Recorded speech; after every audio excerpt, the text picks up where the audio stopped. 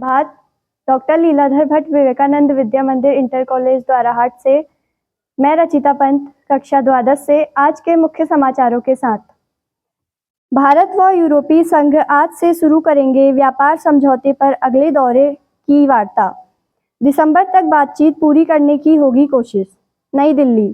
भारत व यूरोपीय संघ ईयू के बीच मुक्त व्यापार समझौते FTA को लेकर बातचीत अब अहम दौरे में पहुंच गई है।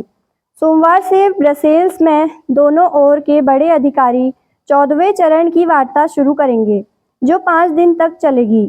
केंद्रीय वाणिज्य मंत्री पीयूष गोयल ने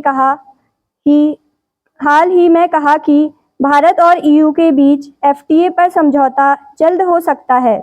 वह इस महीने के आखिर में दक्षिण अफ्रीका में EU के व्यापार आयुक्त मासोस सेफकोविक से मिलेंगे, ताकि अब तक हुई प्रगति की समीक्षा की जा सके। दोनों पक्षों का लक्ष्य है कि दिसंबर तक बातचीत पूरी कर ली जाए। भारत व EU ने जून 2022 में 8 साल बाद FTA पर बातचीत दोबारा शुरू की थी। इससे पहले 2013 में बातचीत इसलिए रुक गई क्योंकि दोनों में बाजार खोलने को लेकर मतभेद थे। यह समझौता सिर्फ व्यापार तक सीमित नहीं है, बल्कि इसमें निवेश की सुरक्षा और भौगोलिक संकेतों से जुड़े प्रावधान भी शामिल होंगे। FTA वार्ता में कुल 23 क्षेत्र कवर किए जा रहे हैं, जिनमें वस्तुओं सेवाओं का व्यापार, निवेश, तकनीकी रुकावटें, सीमा शुल्क, सरकारी खरीद, विवाद निपटान, बौद्धिक संपदा अधिकार और सतत विकास जैसे मुद्दे शामिल हैं। धन्यवाद। नमस्कार, डॉक्टर लीलाधर भट्ट विवेकानंद विद्या मंदिर इंटर कॉलेज द्वाराहाट से मैं निशा आर्या आज के मुख्य समाचारों के साथ। उत्तराखंड में आज बारिश व बर्फबारी होने की संभावना। देहरादून। उत्तराखंड के 8 जिलों में आज तेज दौर की बारिश के साथ ओलावृष्टि की चेतावनी है, जबकि 4000 मीटर से अधिक ऊंचाई वाले इलाकों में बर्फबारी होने की संभावना है। मौसम विज्ञान केंद्र की ओर से देहरादून समेत उत्तरकाशी, रुद्रप्रयाग, चमोली, पिथौरागढ़, बागेश्वर, टिहरी और हरिद्वार जिले के कुछ हिस्सों में तेज दौर की बारिश के साथ ओलावृष्टि का ऑरेंज अलर्ट जारी किया गया है, जबकि इन जिलों के कुछ इलाकों में 30 से 40 किलोमीटर प्रति घंटे की रफ्तार से तेज हवाएं भी चलने के आसार हैं। वहीं अन्य 5 जिलों में बारिश और तेज हवाएं चलने का येलो अलर्ट जारी किया गया है। आने वाले दिनों की बात करें तो प्रदेश भर में 8 अक्टूबर तक मौसम का मिजाज बदला हुआ रहने के आसार हैं। मौसम विज्ञान केंद्र के निदेशक CS तोमर ने बताया, निम्न दबाव बनाने के कारण उत्तराखंड में 8 अक्टूबर तक तेज बारिश होने की संभावना है। दार्जिलिंग में भारी बारिश और भूस्खलन में 23 की मौत, मकान ढहे, 2 पुल टूटे। सड़कें बहने से दूर दराज के कई गांवों का संपर्क टूटा। NDRF और अन्य एजेंसियों राहत और बचाव कार्य में जुटी। नागरा काटा के धारा में मलबे में दबे 40 को बचाया गया। दार्जिलिंग। कोलकाता। पश्चिम बंगाल के दार्जिलिंग जिले में भारी बारिश के कारण हुए भूस्खलन में 23 लोगों की मौत हो गई। कई अन्य लापता हैं, जिससे मृतकों की संख्या बढ़ने की आशंका है। अधिकारियों ने बताया कि लगभग 50 लोगों को मलबे से निकाला गया, जिनमें कई घायल हुए, कई मकान मलबे में दब गए, 2 पुल टूट गए और कई सड़कों को भी नुकसान पहुंचा है, जिससे दूर दराज के कई गांवों का संपर्क पूरी तरह टूट गया है। भारी बारिश से जलपाईगुंडी और कलिम्पोंग में भी संपत्ति में नुकसान हुआ है। पुलिस, जिला प्रशासन और राष्ट्रीय आपदा मोचन बल NDRF की कई टीमें युद्ध स्तर पर राहत और बचाव अभियान में जुड़ी हैं। नमस्कार, आज का दिन शुभ और मंगलमय हो। सुप्रभात। मैं डॉक्टर लीलाधर भट्ट विवेकानंद विद्या मंदिर इंटर कॉलेज द्वाराहाट से माही आर्या कक्षा 10 की छात्रा आज के समाचारों के साथ। बलिदानियों के परिजनों की अनुग्रह राशि की गई 50 लाख। धामी लेसडॉन में शहीद सम्मान समारोह में मुख्यमंत्री ने 71 बलिदानियों को परिजनों को सम्मानित किया। सैनिकों की कर्मस्थली गढ़वाल राइफल्स रेजिमेंट में परेड ग्राउंड में रविवार को आयोजित शहीद सम्मान समारोह में मुख्यमंत्री ने 71 बलिदानियों के परिजनों को शॉल ओढ़ाकर और ताम्रपत्र प्रदान कर सम्मानित किया।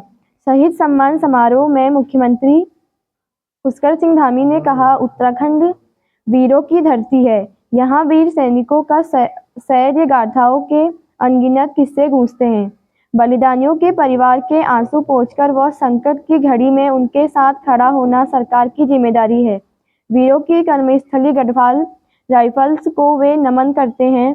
उन्होंने पूर्व सैनिकों, वीर नारियों, बलिदानियों के परिवारों के लिए कल्याण, केंद्र व राज्य सरकार संचालित लाभकारी योजनाओं का उल्लेख किया। बताया गया कि शहीदों के परिजनों को दी जाने वाली अनुग्रह राशि को 10 लाख रुपए से बढ़ाकर 50 लाख रुपए किया जाएगा।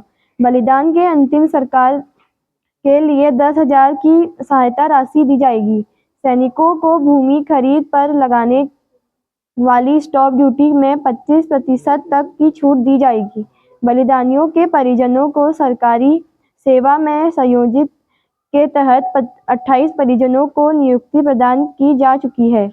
13 मामलों में प्रक्रिया चल रही है। सैनिक कल्याण मंत्री गणेश जोशी ने कहा कि प्रदेश में 1734 बलिदानियों के आंगन की मिट्टी को सैन्य धाम लाना जाना है, लेकिन उस दौरान 39 बलिदानियों को छूट दी गई।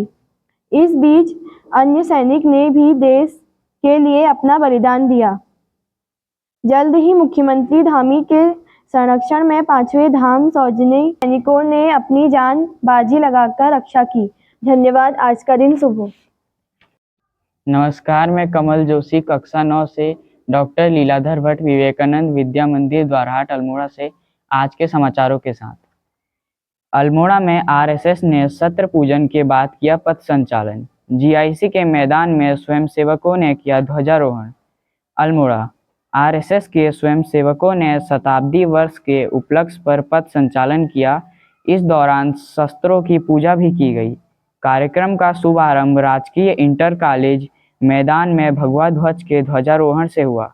इसके बाद स्वयंसेवकों ने श्रद्धा और परंपरा के अनुसार शस्त्र पूजन किया। प्रार्थना प्रमुख कैलाश गुरुरानी ने सामूहिक प्रार्थना कराई। मुख्य शिक्षक आशीष गुरुरानी ने शाखा संचालन किया गया। शाखा कार्यवाह विनय वर्मा ने सभी स्वयंसेवकों को अनुशासित उपस्थिति और सक्रिय सहभागिता पर प्रसन्नता व्यक्त की। जिला प्रचार प्रमुख डॉक्टर राजेंद्र जोशी ने संघ के शताब्दी वर्ष और पंच परिवर्तन योजना की जानकारी दी। इस मौके पर मेयर अजय वर्मा, व्यापार मंडल अध्यक्ष रवि रौतेला, अजय वर्मा, मनीष जोशी, मनोज जोशी, राजीव राज गुरानी, भुवन चंद्र जोशी, पंकज लटवाल, मयंक सिंह, सागर वर्मा, चंदन बगड़वाल, प्रदीप सिंह नेगी, मयंक रौतेला, कृष्ण बहादुर मौजूद रहे। हवालबाग, धामस, सल्ला रौतेला एवं पातली बागड़ में भी स्वयं सेवकों ने पथ संचालन किया। धन्यवाद। आज का दिन शुभ हो। मैं लक्ष्य मटपाल डॉक्टर लीलाधर भट्ट विवेकानंद विद्या मंदिर इंटर कॉलेज द्वारहाट से क्लास 9 से। धाविका सिमरन और प्रीति को मिली दोहरी सफलता। विश्व पैरा एथलीट में भारत का श्रेष्ठ प्रदर्शन। 6 स्वर्ण समेत 22 पदक जीते। नई दिल्ली, पेरिस पैरालंपिक में भारत को 3 कांस्य पदक दिलाने वाली 2 बेटियों ने विश्व पैरा एथलेटिक्स चैंपियनशिप 2025 में भी दोहरी सफलता हासिल की। नई दिल्ली में हुई प्रतियोगिता के अंतिम दिन 200 मीटर T12 में धावक सिमरन ने रजत पदक अपने नाम किया। उन्होंने एशियाई रिकॉर्ड बनाने हेतु 24.46 सेकंड में दौड़ पूरी की। वह केवल 0.4 सेकंड के अंतर से स्वर्ण से चूक गई, जो कि ब्राजील की क्लारा बारोस को मिला। एक दिन पहले उन्होंने T12 100 मीटर स्पर्धा में अपना व्यक्तिगत श्रेष्ठ प्रदर्शन करने हुए 11.95 सेकंड में रेस पूरी कर स्वर्ण पदक जीता। दूसरी ओर T35 वर्ग में प्रीति पाल ने 100 मीटर में 14.33 सेकंड का सीजन बेस्ट प्रदर्शन कर रजत जीता। उन्होंने 200 मीटर के कांस्य पदक जीता।